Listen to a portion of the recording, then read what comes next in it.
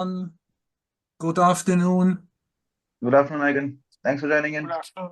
Hope all okay. I am 4.5 hours behind you. Yeah, got it. Okay, Anas, if you're there, we'll start.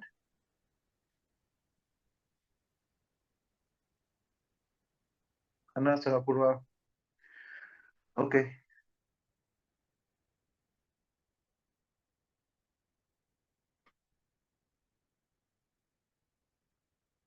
Hello, Nahora. Thanks for joining in from Colombia. Dr. Mankat, good evening. Good afternoon. Javi Bihar. Thank you. Hello. All right. Without further ado, we'll start off with our cases. So welcome back, everyone. Thanks for joining in. Thanks for sending in your cases. I think it should be a short meeting this time. We have 5 cases with 1 follow-up. So without further delay, I'll hand it over to the Rainbow Fellows. Razi, Anas, wherever you are, over to you.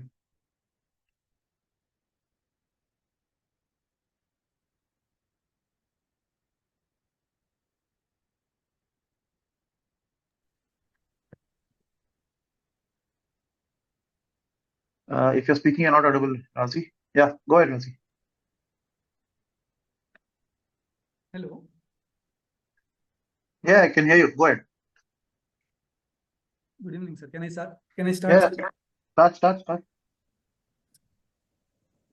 So this is a 5-month-old girl child presented to us with multiple episodes of seizures. Onset of seizures was from 1 month of age. Initially, excessive crying, and what the videos they have shown was multifocal clonic seizures lasting for 5 minutes duration and 5 to 10 episodes per day. This is a born to third degree consanguineous marriage, second in birth order, term child with birth weight of 2.5 kgs, no perinatal events.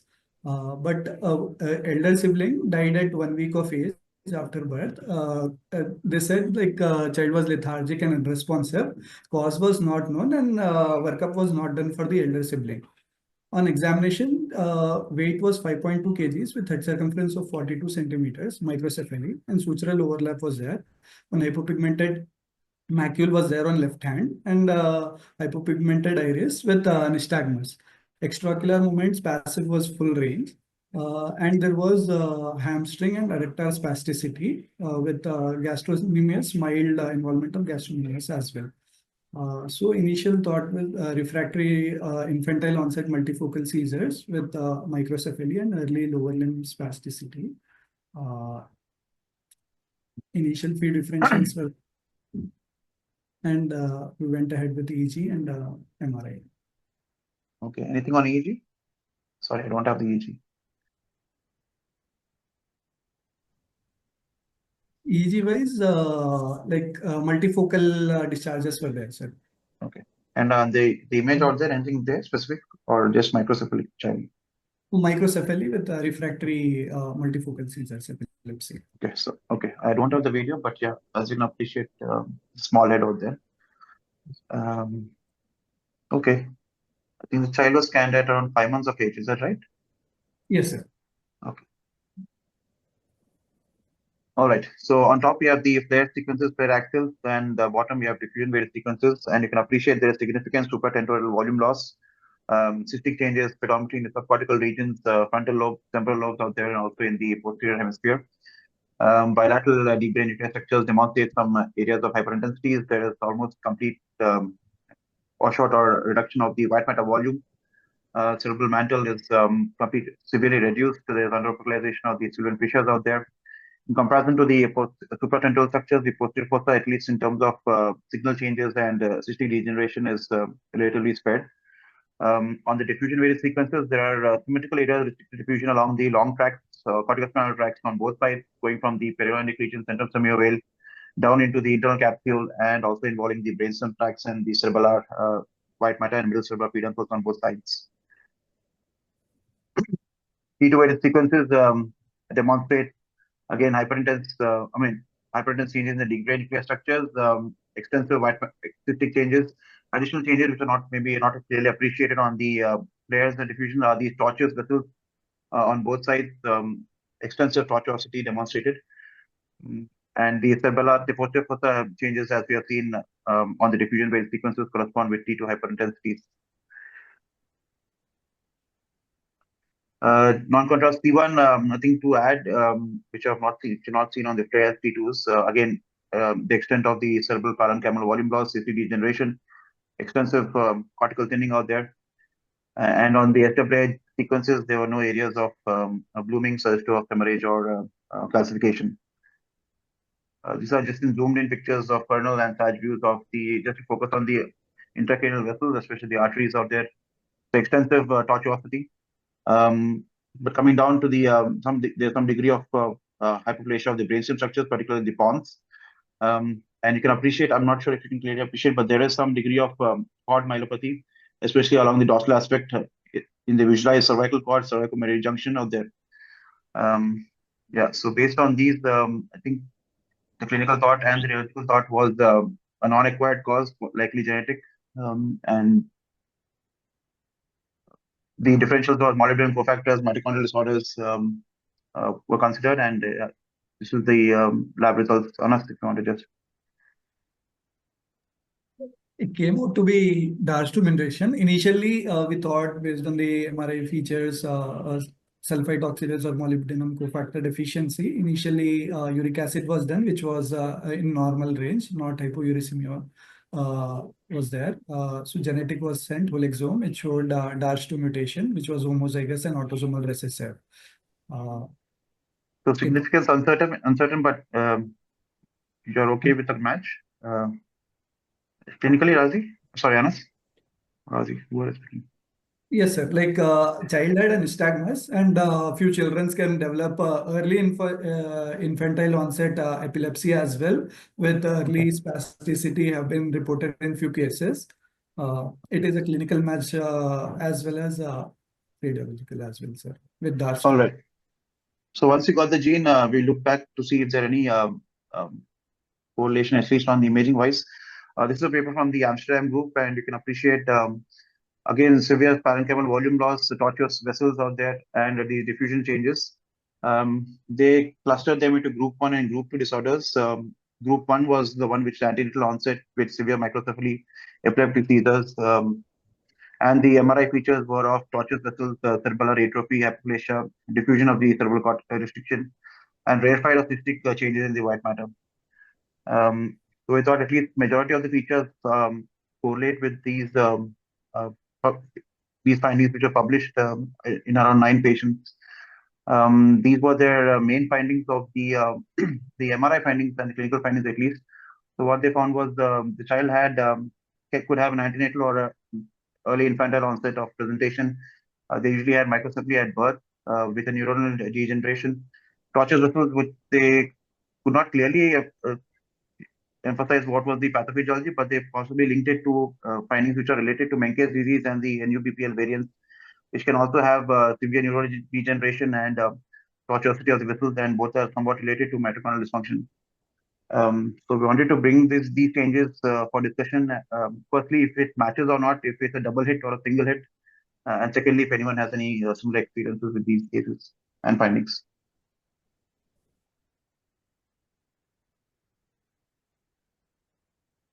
I have to be honest, I was not aware of that variant. I have seen normal LSBL cases, so to say, but considering what you have seen now and demonstrated, I think it's a reasonable match. Thanks again. Just in terms of broad differential diagnosis, one could think of a prenatal viral infection like Zika, but the tortuosity and the cerebellar involvement would not fit. And extensive multifocal encephalomalacia I've seen following birth asphyxia, but again, the pattern in the posterior fossa and the vessels don't fit at all. So this is a genetic condition, very likely. All right, thanks again. Yeah, Dr. Ved. Just a point on these proteins. So these are amino-acyl proteins. So what they do, so like DARS2. So 2 means it's a mitochondrial protein. If it DARS1, it will be cytosolic, cytoplasmic. So always there is a match. DARS1 will be there and DARS2 will be there. So this is a mitochondrial protein to the nuclear gene.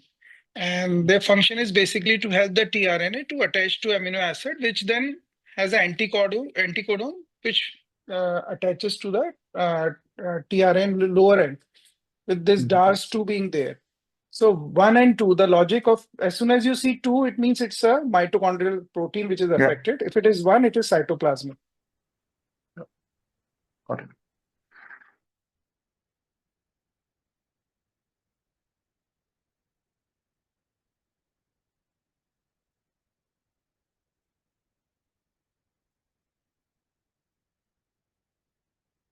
All right. Yeah, we just wanted to show this case and get a consensus from the group. Yeah, so tortuous vessel cerebral atrophy, long tract involvement in terms of diffusion restriction, brain posterior fossa and spinal cord involvement should point toward possibly a antenatal or a perinatal onset of a mitochondrial disorder, especially the tRNA disorders. Both major and minor criteria of MRI was fitting for DARS2. Yeah, but there was that. I think that is for the more typical classical variant, which you have leukoencephalopathy with brainstem spinal cord involvement. That is yes, but these additional features of cerebral atrophy, tortuosity, cystic degeneration, I think that is more of a antenatal or a neonatal presentation. Yeah, but overall fits into a mitochondrial disorder. Thanks. Yeah, thanks.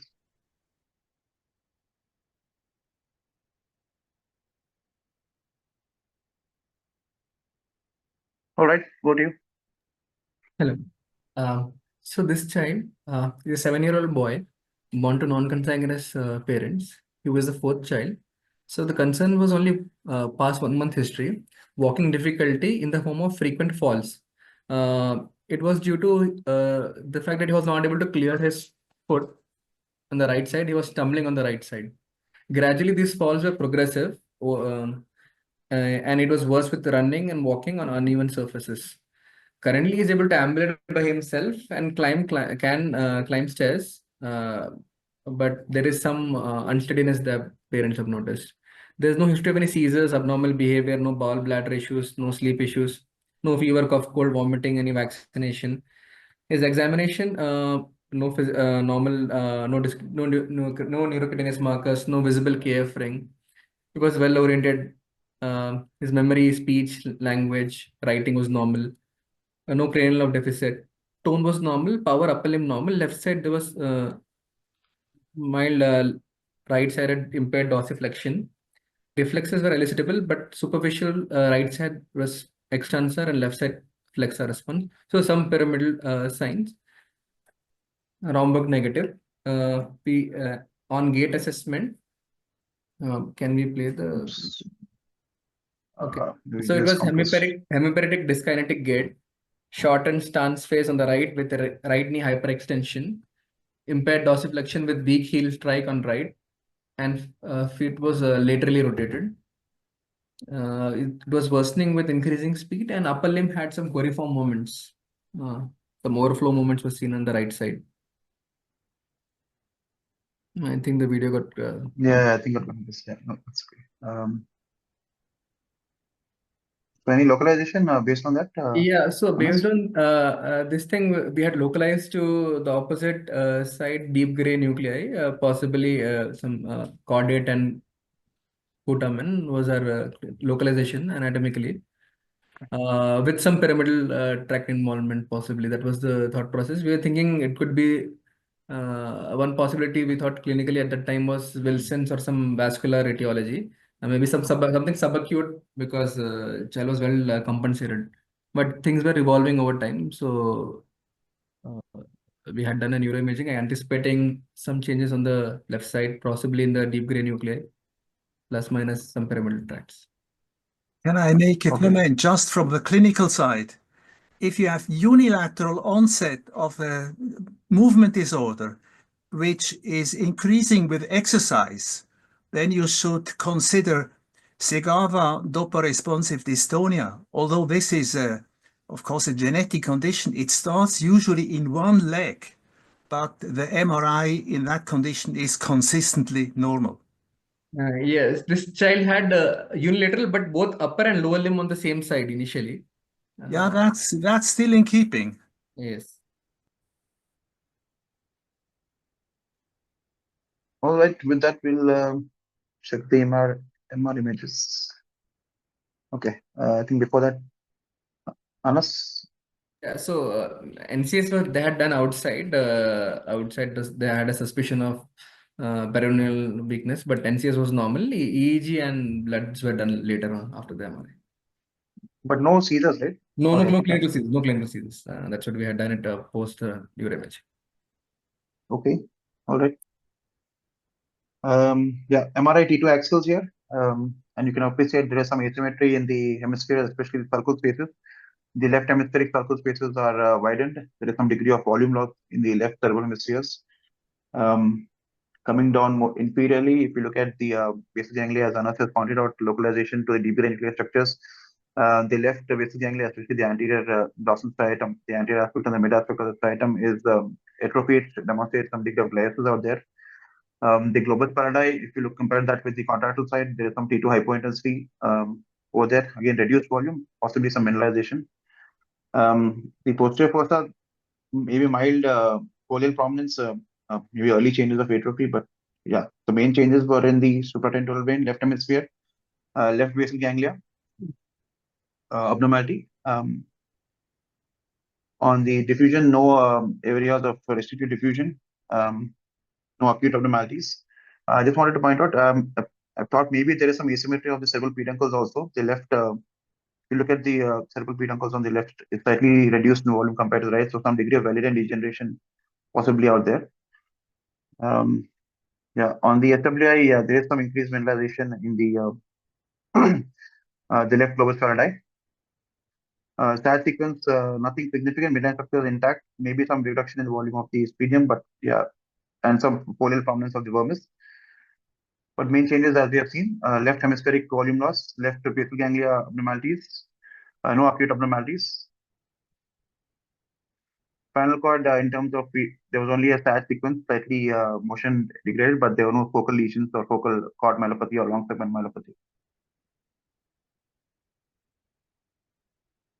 Clinically and radiologically, we thought maybe there's a possibility of Rasmussen encephalitis, the earlier, maybe in the slightly early stage, which can have hemispheric volume loss, basal ganglia involvement on the ipsilateral side. So that was one of the possibility which was, I think, thought of.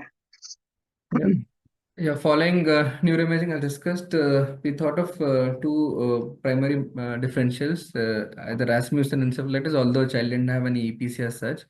Second was mitochondrial, maybe some Golgi or Melas variant. EEG was done. It was suggestive of bilateral parieto-occipital region spike and slow wave discharges. But it was intermittent, not very florid EEG. But EEG can be initially normal and become later very classical. But at this point of time, no clinical seizures at least. Yeah, the other differentials, at least imaging-wise, we thought maybe it's a post-infectious, post-ischemic abnormality, but hemispheric volume loss maybe not very typical. Mitochondrial research, Anas has pointed out, maybe an atypical Melas type variant, but again, I'm not sure if it correlates. The other remote possibilities I thought was post-streptococcal chorea. I'm not sure if the child has chorea-like movements. And basal ganglia germinoma, maybe initially can have mineralization and basal ganglia changes with hemispheric volume loss and brainstem atrophy. So these are examples of basal ganglia, but germinomas out there. The very early stages may have similar changes, but may not be having volume loss in terms of basal ganglia. Yeah, these were the possibilities, clinical and imaging possibilities, and I'll open the case for further suggestion. In my experience, Sydenham's chorea has normal MRI repeatedly.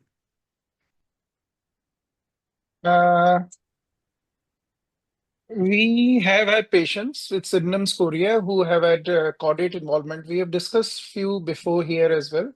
So, right, Nihaal? Yeah, I mean the focal involvement I've seen, but not the hemispheric loss. I mean asymmetry. Yeah. So caudate gliosis we have Yeah. So Yeah. here it is putamen, not the caudate, right? No, even the So yeah, caudate putamen also, location, even the caudate, but Oh, putamen the also. putamen, caudate also. Yeah. box purring Uh, is seen. and putamen is involved as well as in Rasmussen, and you see the GRE hypointensity that's also seen in Rasmussen.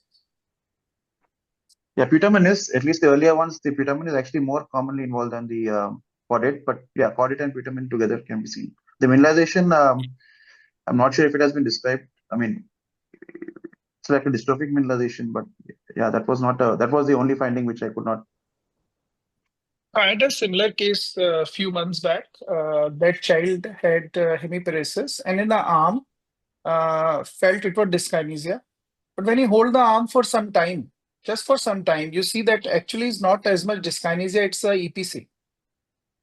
So intermittently, there is EPC in between in that dyskinesia. So maybe it's worth just looking at it for some more time if it's a Rasmussen. Yeah, Sridhar, you're saying?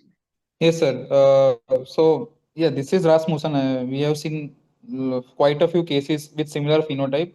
The only clinical management point I would like to make is they respond very poorly to immunomodulation, and even with hemispherotomy, the dystonia persists. So this hemidystonic phenotypes are the ones who do not respond that greatly as compared to the EPC phenotype, which responds better to immunotherapy plus minus surgery. Plus, it's a left hemisphere, so we cannot touch that There right. is So, that dystonia. This is more of a chorea, and chorea, yeah, I've seen more I'm just chorea saying that rather than dystonia.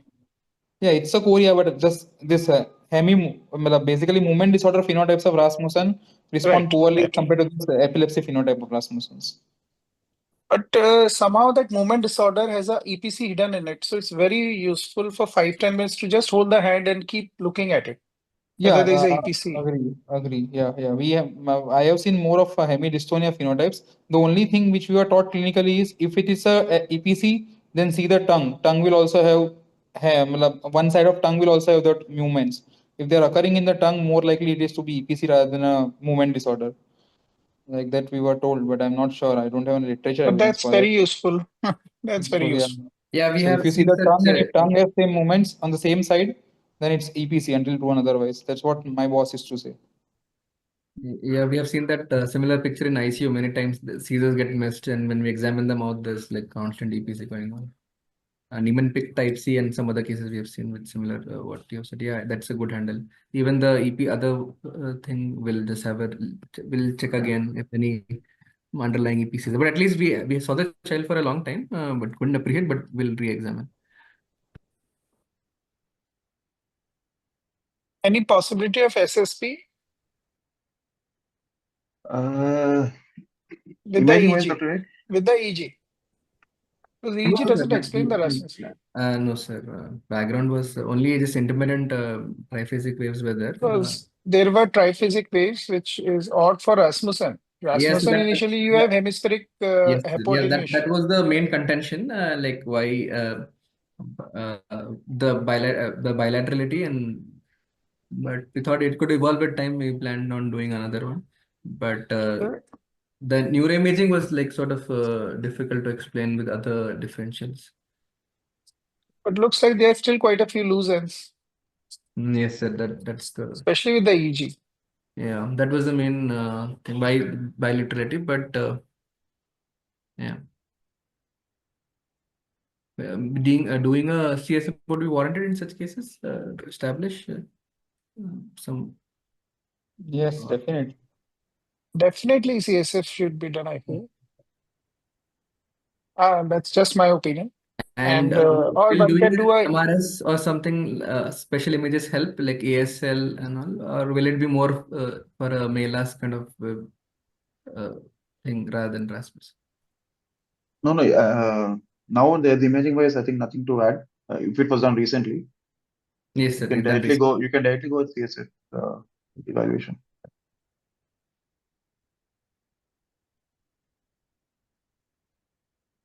Question of could it be metabolic mitochondria in view of EEG findings from Dr. Sanjay? Anas, possible? Not possible? We have seen such like posterior dominant like, parieto-occipital region discharges in mitochondrial. like suspected mitochondrial. We were not able to prove it, but I remember one case we had done ASL, which we were suspecting to be Rasmussen initially, but ASL was more in favor of mitochondrial. We didn't prove it, but yeah, that was I think the conclusion we came to, that was So in a mitochondrial ASL will be hypermetabolic, Rasmussen hypo. Is that right? How do you? Yeah. And that hemispheric atrophy without any gliosis or evident plastic injury is again not typical of a mitochondrial. And do you not see some diffusion restriction? Yeah, we do. Yeah. But this is we have done it in a chronic stage or subacute stage. And that Sridhar has mentioned a lot of cases. Do you see GRE hyperintensity, Sridhar? No, sir, Same haven't side. seen that. Haven't seen that. So two things are odd. GRE hyperintensity happen, and the EG's finding is not like Rasmussen. Yeah, The GRE, what does it but the signify? GRE we have not seen. Maybe we'll have to go back and see. So GRE favors my SSP hypothesis. So yeah, the so globus that's why prediction. CSF might be useful. Yeah, that's interesting. Thank you, sir. That's we'll review. Thank you. All right, Anas, we await your feedback of the case. Yeah.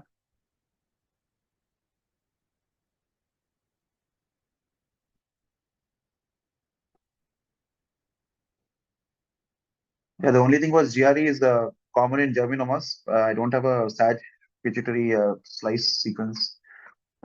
And on the initial sequences can be very non-specific, as highlighted here. Yes, hyperintensities with some mineralization. They are invariably associated with hemispheric volume loss because of the paraneoplastic nature. So I think a close follow-up needs to be assessed. Okay, Anas, let us know once you have further information. Yeah, sure, sir.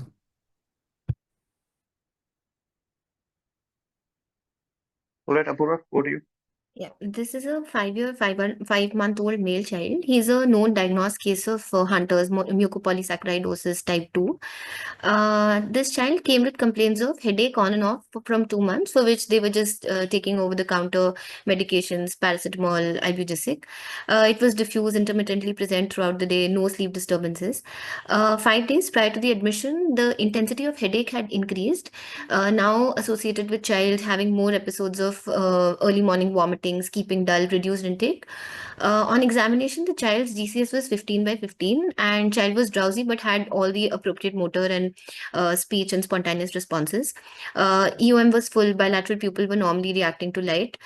Tone was normal apart from the contractures at hamstring bilaterally. Otherwise, no focal deficit, and characteristic features of a child having mucopolysaccharidosis, coarse facies, the hands, they had short hands, images.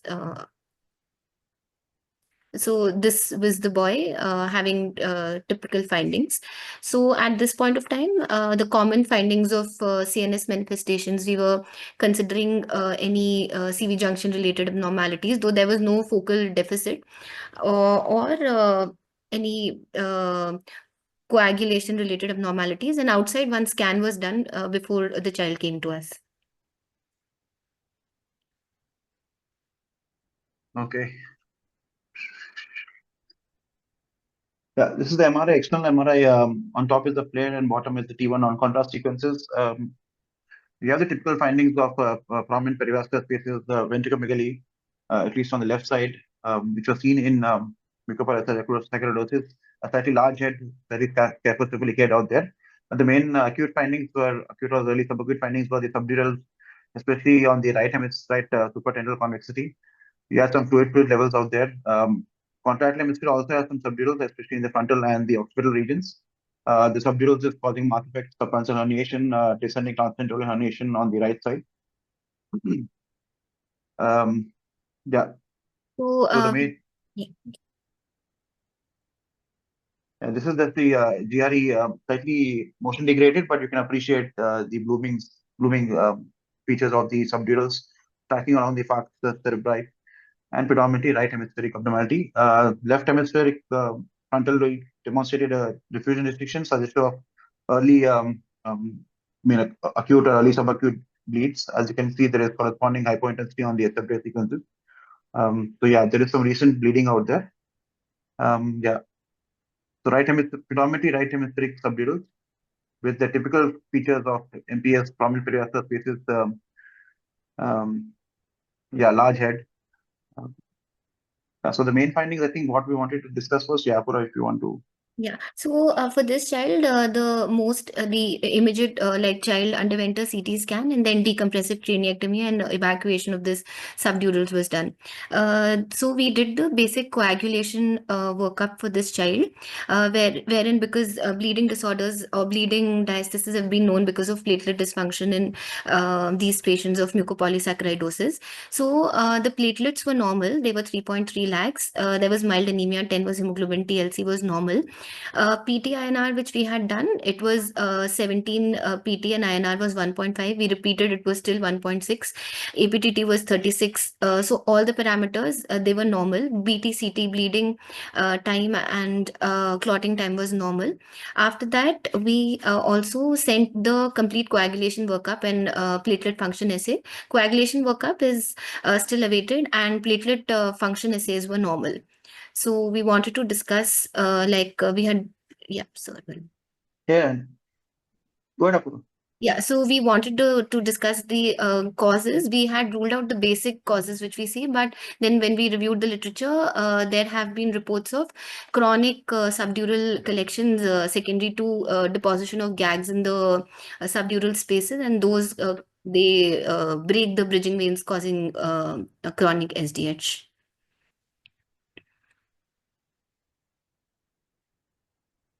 Yeah. So if anyone has any experience, cause of subdurals or extraxial or spontaneous hemorrhage with MPS or otherwise.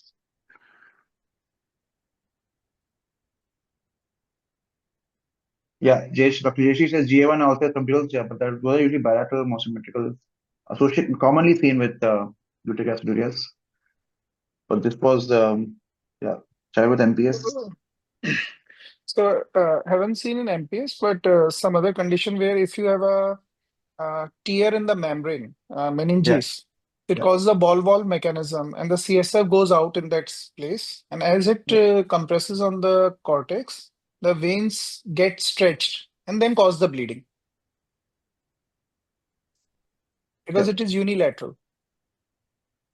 Yeah, predominantly unilateral. So for unilateral, it cannot be a diffuse systemic process. It Yeah. has to be a local process.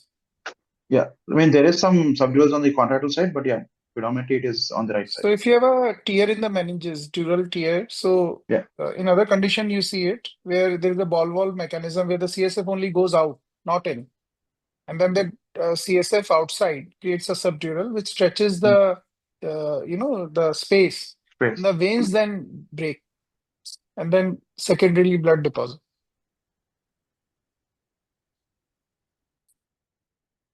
There are comments of vascular fragility from Vaibhav, glutaric aciduria, isovaleric aciduria. No, this is a proven case of MPS. So intracranial hypotension was thought, but they usually are bilateral, slightly more symmetrical. There is usually tagging of the posterior fossa structures down. So it's like unilateral hypotension because of the tear. So CSF from the ventricle goes into the, so that causes unilateral hypotension. Yeah.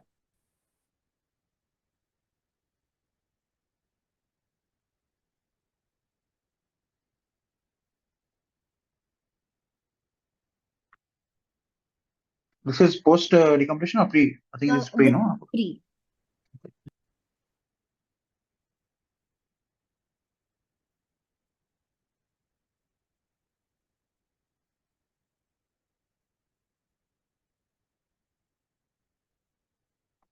Okay, if any other comments? Yeah, Dr. SIH, I think spontaneous intracranial hypotension is what Dr. Sanjay is. I think that's what SIH is. And no trauma, no? No history of trauma. This was. Okay. So we'll go with that hypothesis as Dr. Ek has mentioned, and also possibly there is some glycogen glycosaminous recurrent deposition, which may cause also bridging vein fragility and causing subdural. So, since the common coagulopathies being diathesis have been ruled out and no trauma, no infection, I think we have a working hypothesis of those possibilities.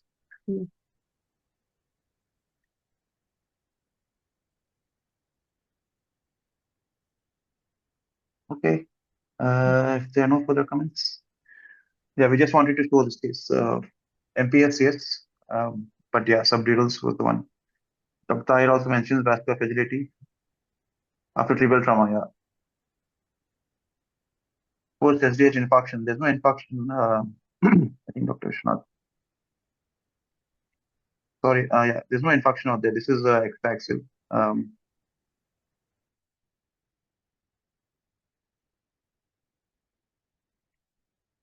Okay.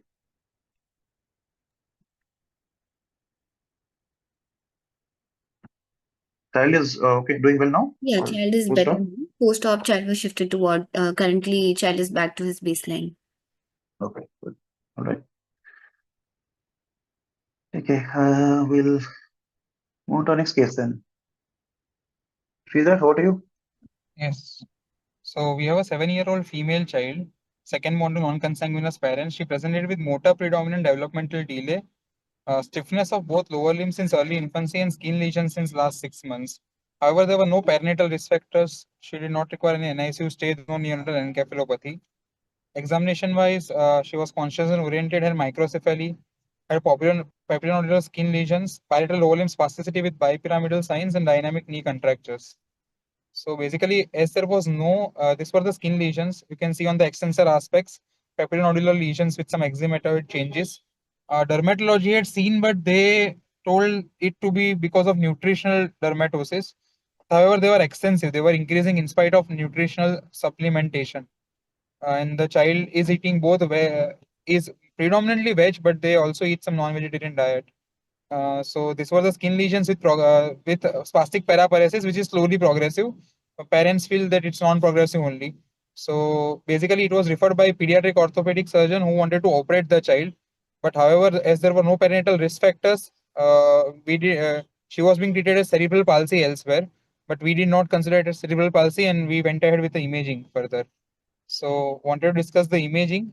We thought the clinical differentials which we had was of diabetic CP mimics like arginase deficiency, hyperhomocystinemia, CB junction abnormality, and so on and so forth. So these were the lesions.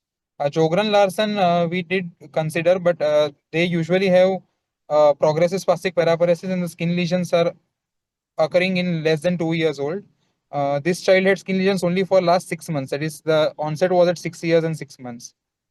So this were the clinical history. We did some investigations, homocysteine, B12 folate, ammonia lactate, and blood counts all were normal. And then we proceeded with MRI, and we wanted to discuss the scan and proximal differentials. Okay. All right.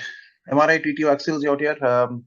You can appreciate there is ventriculomegaly, looks like a corpocephalic appearance. There is reduced periventricular white matter, opedometry posteriorly, some stenochoric appearance of the posterior mid and posterior hemispheres, possibly due to long-standing hydrocephalus or ventriculomegaly out there.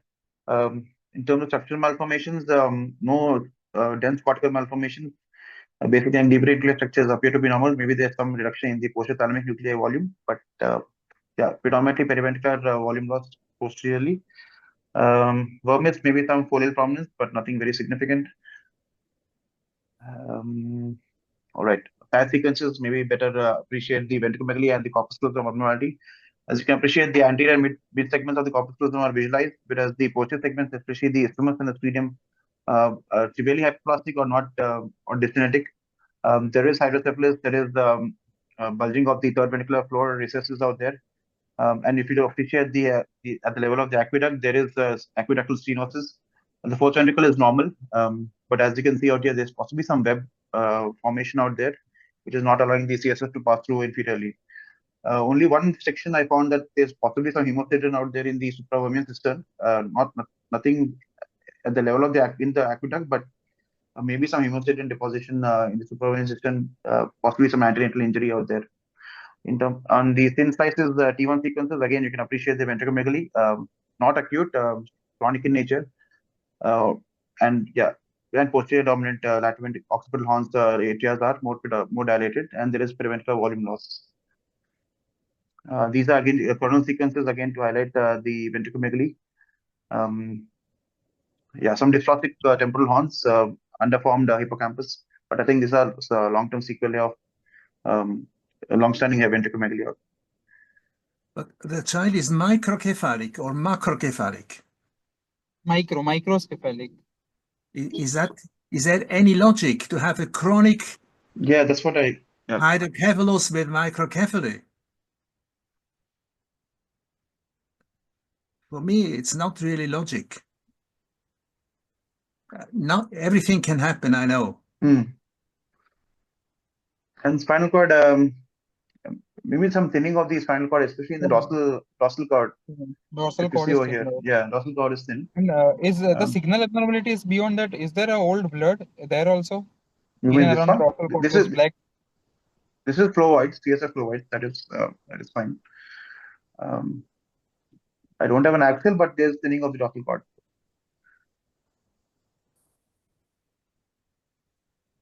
Yeah, and as Sridhar has already mentioned, the basic workup was negative. Yeah. Wanted to know the opinion of group. Any other? Should we give them the permission to operate or not, the orthopedic surgeons? Because we don't have a perinatal risk factor, but we do have a despite not having perinatal risk factors, the disease is not yet progressed. But so how do we go about it? Wanted to know. Because is collagen vascular one of the differentials which was given by the reporting radiologist was Cudley-McCullough syndrome, but she does not have any sensorineural hearing loss. And another differential which we are considering is call4A1 vasculopathy. These two can present with clinically present with spastic diaphoretic CP mimics. Cudley-McCullough, there's no dysplasia of the cerebral hemispheres commonly seen. Particle malformation, PVNF not seen. L1 cam may be congenital, but there is some, maybe it's an antenatal injury is what I mean. Yeah, sorry, go ahead. If we think the skin is involved as part of the same illness with those lesions, so it has to be something, one illness which is causing everything. So so there are these complex lipid disorders where Sjogren Larsen, Sharon Dorfman, and all these disorders are in this group where you have a skin involvement, you have a CNS involvement, and whether the aqueduct has been affected at some level in the membrane by lipid deposition causing the aqueductal stenosis. Like those disorders could also be considered complex lipid disorders. And sometimes the peripheral blood film shows Jordan's anomaly in the cells, neutrophils. So it's just difficult to explain you can explain the spastic paraparesis by the hydrocephalus and the not the ventriculomegaly with some volume loss of the white matter. And the corpus callosum is posteriorly dysgenetic. But you cannot explain the skin lesion unless it's something completely different and acquired. Yeah, that's what we were not able to explain. We even did a celiac disease workup just to load dermatitis because this initially it was flagged as dermatitis herpetiformis, but that was also negative. Can you do a biopsy and see if there is lipid deposition or something in that skin lesion if they agree? Yeah, sure. We can ask the dermatologist, and we can also do a peripheral smear for lipid vacuoles in the macrophages. So we should go for genetics for this case now, even if it's slowly progressive, because we don't have a risk factor over here.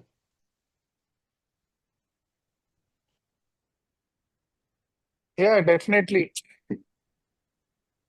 Sure. So we'll because you have a dysgenetic posterior part of the corpus callosum, is that right? So Nihaal, is it the splenium forms first, genu at the end? So splenium must have or is it gen? Both simultaneously. That was a previously thought of thing, but they both simultaneously form and meet at the middle. In the first trimester. Yeah. So there is something which has happened in the first trimester itself, right? Yeah, possibly acquired or possibly genetic. Yeah. That we'll not be able to tell. And call for is obviously, yes, it's definitely because of the blood, which is there, like old hemosiderin. Yeah. So it would be one of this neuroichthyosis syndromes would be one of the differential. Okay. You won't call it ichthyosis because it's not ichthyosis. Okay. This is not ichthyosis because these So, yeah. lesions are discrete. Yeah, they are. But these groups are called complex lipid disorders, vesicular trafficking, storage, all those. So it's better to be general. Yeah. Okay, sure. No, we did not have a CT scan. Jordan is ICAD good based on the skin lesion? Jordan? No, I don't think so. No.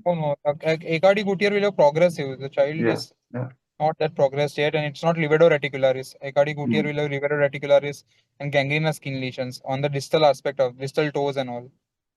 So proximal livedo reticularis with distal gangrene would be ACAD Gutier. So it's not that IFIH1 gene mutation, not this patient otherwise, but that can present with spastic paraparesis, but the MRI is not like ACAD Gutier. But the gene mutation of IFIH1 can present just with spastic paraparesis, the normal MRI. Okay, okay. Sure, so we'll follow the reviews and then get back with the follow-up. So as of now, we'll not advise surgery once till the cause is established. Yeah. Thank you all. All right, thank you. Yeah. Okay, Dr. A, go to you. So this is a 7-year-old child who has been diagnosed with SLE last year, around 16 months back. So she has ribosomal protein positivity, which my colleague, pediatric rheumatologist, Dr. Abhay, he might be joining soon. He said that is suggestive that the child is likely to develop neurolupus. So last year, May, she had already been diagnosed in April with oral ulcers, malar rash, and joint involvement, and had been started on steroid pulse followed by oral steroids. But within few months, last year she deteriorated and had left focal seizure, but with a normal blood pressure.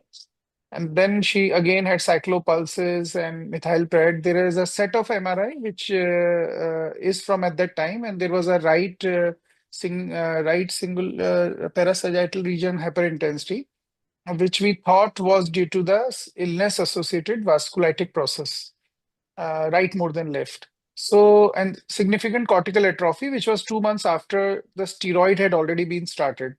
So, following this, she came out of the illness well. Last year at the time, she also had a MR angio done along with the MR. Over the last 14 months, she has been in follow-up of my colleague intermittently. Family has had stopped few times all medication to take alternative treatment. Unfortunately, but they do come back to us. And in January, since January, she has been on proper oral steroids being weaned off, MMF, and then deteriorated early February this month. So she had a acute respiratory illness with fever.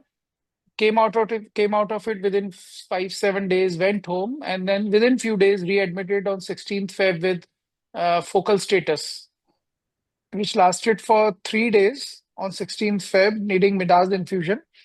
And after that, she has come out of it, but remains obtunded with focal weakness, has evidence of sepsis as well now with ET secretion growing gram-negative bacilli.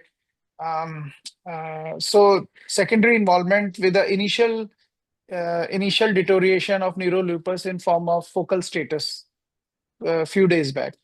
So her MRI, which was done on day 2 of the status, so 16 she started with the status, which was ongoing when on day 2 she had the MRI done this time. So that first set was from last year. And we had interval MRI after 2 months after the first one, where those lesions had disappeared, the ones in the parasagittal region, right more than left in the first MRI. So this is the interval MRI, second one where the lesion had disappeared. And now this is the third set of MRI which has been done in this admission.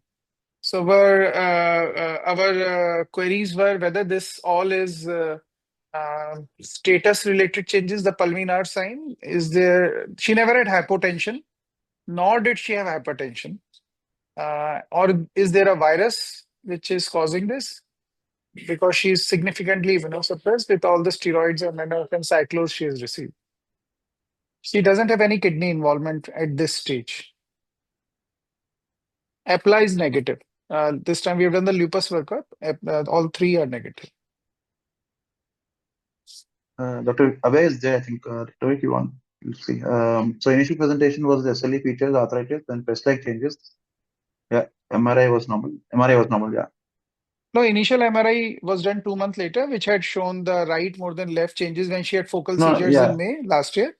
Got it. Then second MRI resolved, lesions resolved in June, and now she is presented again. Abhay, No, if I'm you're just there, do you have yeah, he's anything there. else to add? I mean, I If just Abhay forgot wants his to chat. add. Yeah.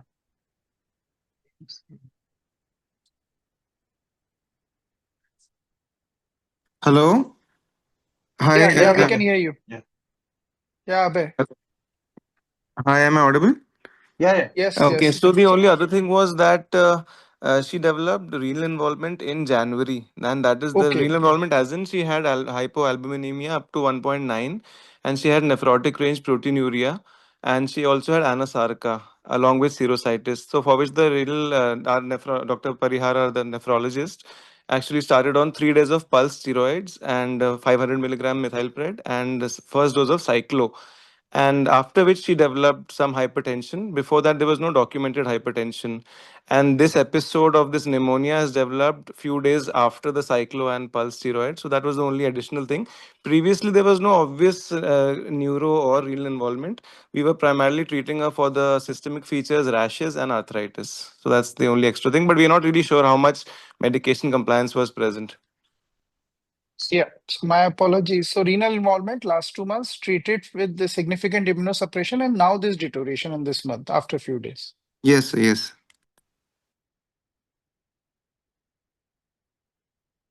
No angio done, no? For the last one. Dr. No, Reddy? angio not done this time. Sure.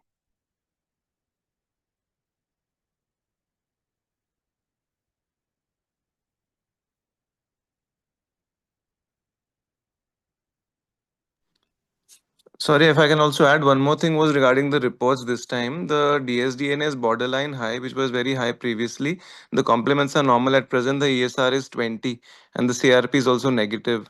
So we are not really sure if the inflammatory markers have settled post steroids and cyclophosphamide versus this is a completely different infective episode at present. We're not 100% sure about that.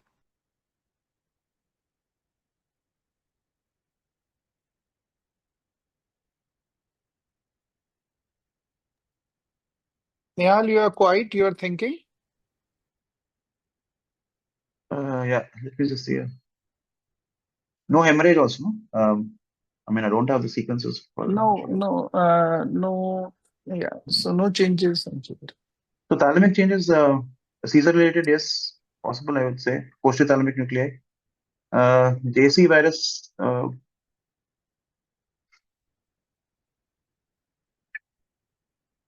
more white matter involvement with thalamic involvement is what I know of JC virus. Yeah, vasculitis is less likely, I would say. Yeah. But are these infarcts or the other cortical regions, the cortical subcortical ones? They are very cortical, subcortical lesions. Yeah. Like you see in encephalitis sometimes, but status can cause it, but they are bilateral. Yeah, bilateral status is possible. Yeah. Bilateral No status, no hypoglycemia also. No hypoglycemia. And they are in watershed zone, but she never had high or low blood pressure, never had hypoxia. The feverage, no, I don't have SWI. I don't have it with me, but I'll look at it again, but there weren't any changes on it. I'll have a look. Okay. Arpita says press possible, but I mean, it's completely showing restricted diffusion. That was slightly. At least I don't have the ADC, but I'm going with the DWIs that all of them are showing reversal on the ADCs.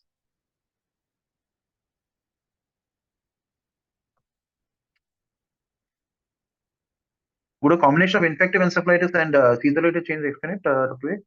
But no febrile illness is what I've gathered, or No, there is febrile illness okay. this time, but even if fever is not there, she is so Got it. immunosuppressed, Yeah, she he's might not immunosuppressed. mount fever. Yeah. Yeah, I wonder which viruses, could be any, but there must be this combination of viral infection with status causing. Yeah. So we have Status sent is definitely good. Exciton. Okay. We have sent the PCR for sporadic, and so there is a sporadic encephalitis panel which contains the organisms involved in immunosuppressed patients today. CSF we have sent. CSF otherwise is normal. So once we get the result, I'll feedback in the next meeting. Yeah, including the prion diseases, right? So the prion panel...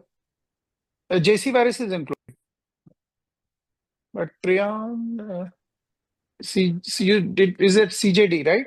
Yeah. That's not there in it. Okay. I mean, it also has the thalamic involvement and cortical involvement. Yeah. So we can wait for the results, and if that comes normal, then we can. Yeah. So the same CJD? EEG actually doesn't show any changes. Sure. Normally it has a 1 Hz spike wave pattern, periodic. It doesn't have it. A very good EEG, near normal, disproportionate to this MRI. Okay. So I think we can wait for the PCR, and if negative, then we can maybe. But it looks more like a viral, not bacterial, and more viral and status-related changes. But which virus, I'm not. No contrast also, I'm not, right, Dr. Yeah, there is no contrast enhancement. Okay. And CSF is normal. Okay. Why not vasculitis? Possible, but we don't have the complete sequences for assessment of vasculitis. We don't have an angio, we don't have an SWI. Should we do a angio? Should we rule out? When was this we can done? do What a CT date? angio. If it is a recent scan, then maybe yes. 17th, so 10 days back. Well, 11 days back.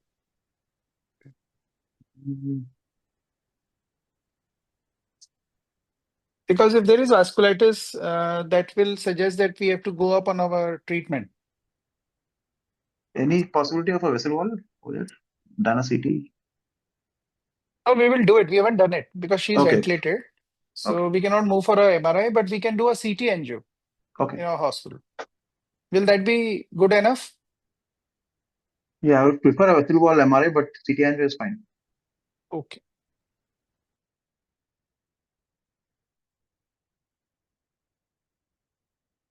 Yeah, okay. I think, infective and status-related changes are what we're going with, Dr. And maybe if negative, then we can check for EEG and for prion-related disorders. But that is maybe down the list.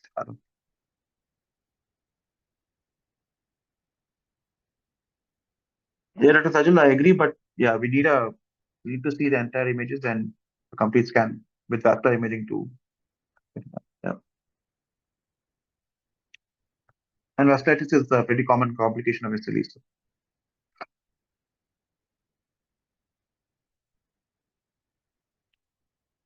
Any inflammatory markers elevated? I think Dr. Abhay had mentioned.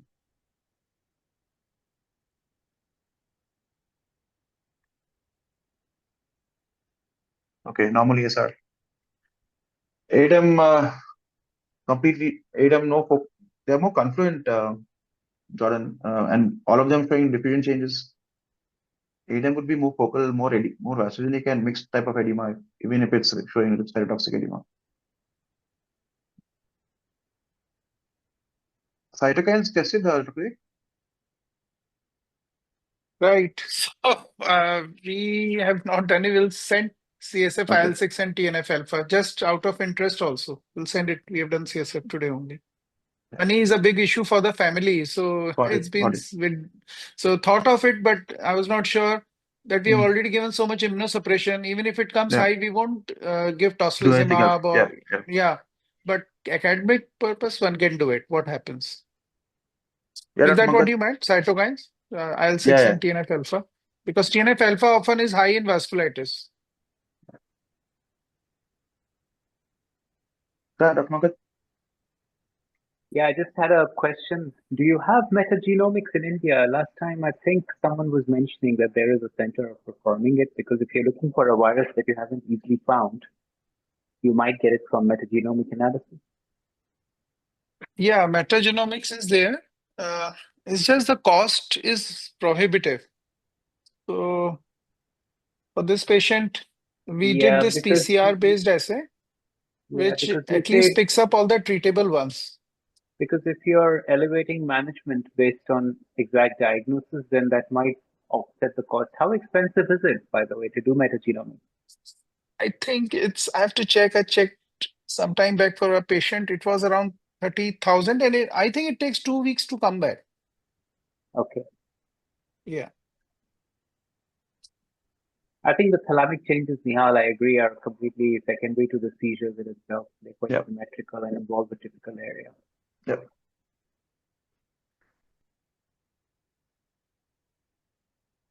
Okay, Dr. Ek, yeah. We'll wait for feedback. Thank you. Anything on the PCR? Yeah.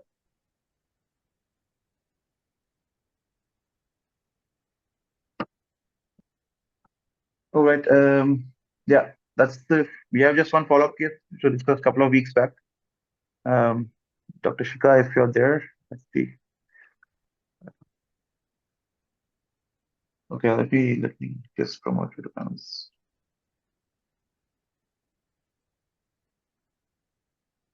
Okay. Dr. Shika, over to you. Good evening, everyone. Yeah. A few weeks back, we have discussed a case of 15-year-old male who presented with progressive neurological symptoms, like initially presented with the left hemiparesis, then he developed ataxia, diplopia, and tinnitus. He had no systemic signs of HLH or no signs of encephalopathy. Initially, he was treated as ADAM. He received MPS and followed by IVIG. In view of poor response, and he was discharged.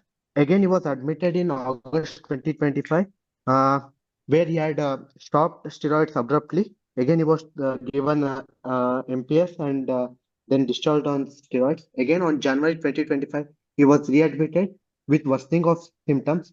Again, the reports of ANA, MOG, NMO were negative. CSF and serum OCV were negative. CNS vasculitis, Pianka, Cianca workup was negative. He received MPS for 5 days, followed by Plex. Still, there was persistent progressive neurological symptoms. Then, when we reviewed CNS HLH possibility was given on MRI, we did one whole exome sequencing in which there was a compound heterozygous mutation of PRF1 was found. Yeah.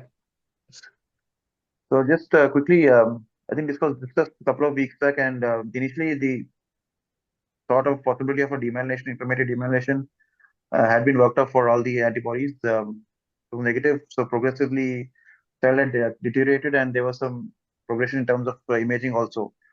So a period of 6 months or 6 to 8 months. So we had discussed at that point, and we thought that it looks like HLH given the posterior fossa changes, especially the posterior fossa changes. And then I think it was advised to evaluate for HLH panel, bone marrow and genetics. And we're thankful for Dr. Shika's team and Rohan for giving us a follow-up. And that was the gene. Yes, I sir. would also like to thank you, Dr. Nihaal and Sridhar, for the feedback, and we were able to, work up the child further, and now at least he is diagnosed. So we are now treating him in the lines of CNS HLH and hoping for the best. Thank you. Nihaal, could I give a follow-up too? This is Rajesh Udani here. Yeah. Yeah, so I remember this. We had a patient similar, and I remember Vivek had talked about HLH, isolated HLH, and that patients had shown these, micro pleats kind of thing on the MRI, SWI, which I think is there in this patient also. Am I right? think so. Yeah, there Yeah. was some tiny And piece. that turned out to be HLH as well. In fact, I called Vivek about that, but I haven't really attended the meeting since then. And Okay. that turned out to be HLH as well. And in fact, he was given treatment with the DEXA. DEXA was going on anyway, methyl steroids were going on anyway, but after etoposide, he's done remarkably well, and now he's going for bone marrow transplant. The PERF1 came positive, so he's going for bone marrow transplant, and unfortunately we can't get a. So he's going to haplotype. I hope it works. That's the situation. So I think this HLH was probably missing a lot more than we actually diagnosed. Yeah, I just shared a paper from Dr. Mankal's group, which was published, I think, last year. It has a comprehensive review on HLH findings. Anything to add, Dr. Mankal, or looks pretty straightforward? At least I think the only thing, the only thing to add is a follow-up paper is needed with some newer phenotypes that we have seen. This, of course, I guess, I don't know, I wasn't at the meeting, you would have raised this given the extent of changes you have on the hindbrain anyway. Yeah. And screened for the primary genes for this. But we have seen some other weirder phenotypes as well. So I think it's a slightly expanding landscape as well. We should definitely collect these cases. I don't know from the Pan India meeting who is keeping a record of what has been said, what has been diagnosed. But when it comes to putting cases together, I hope we can access the right centers out there as well. Yeah. What is your governance? Who is keeping records of the discussions? Is anyone doing that? No, I have all the presentations and the recordings.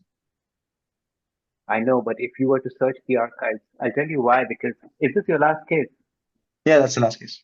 Yeah, one of the things I wanted to look at kind of more deeply is ALERD and AESD in terms of drivers and outcomes. And Nihaal, you and I have been talking about it for a while. So I wanted to know how many of those cases exist in the Indian meeting cohort. Yeah. For instance, how do you find that? I'll have to go through all the presentations. That's a lot of work, isn't it? So and one thing for 2025. It's also on the Excel sheet. Already would be keep the record in a more. Yeah, more systematic manner. Yeah. Okay. See what it looks like. Got it.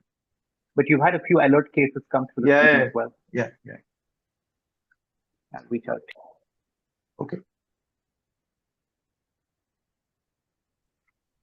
Dr. Urani, any idea on the date when it was presented? I think maybe 3 months ago. Yeah, that would be difficult. So that slide there, Nihaal, which you put as clippers, do people here still think that pediatric clippers is a distinct entity and not HLH? I think this was from yeah, sorry. I have a 15-year-old girl who's also born of consanguineous union and has running around the diagnosis of clippers. And basically we've sent her a perforin that with the immunohematological screen which you do, and that perforin has come normal. But the other thing, which is I think there was some T cell kind of thing that has come a little low, borderline low. So we are waiting on genetics. But I'm quite surprised that 15-year-old girl at the first time she's developed this. So but is this genetics being done in adult patients too? Clippers? I don't know that, but some years ago we picked up all the things that were being called clippers in pediatrics, and the vast majority of them were actually HLH, which hadn't been tested genetically. So when you say T cells, you're probably talking about the natural killer T cells, right? Natural killer T cells, correct. Yeah, that's the first thing that comes up as low level of activity, which kind of points towards possible HLH. So I think we have to consider clippers in children, at least. I don't know about the pediatric adult practice, but with a bit of a pinch of salt, and think about HLH and have a low threshold to screen them.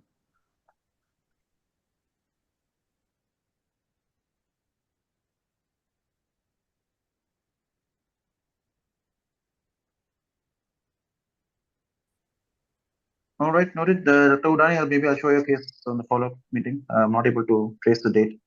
Yeah, I'll get it. I'll get it next year. Yeah. Okay. All right. That's our last case. And Thank you once again for joining in. Panelists, delegates, guest presenters, contributors. We'll see you next month. Till then. Yeah. Bye-bye. Thanks.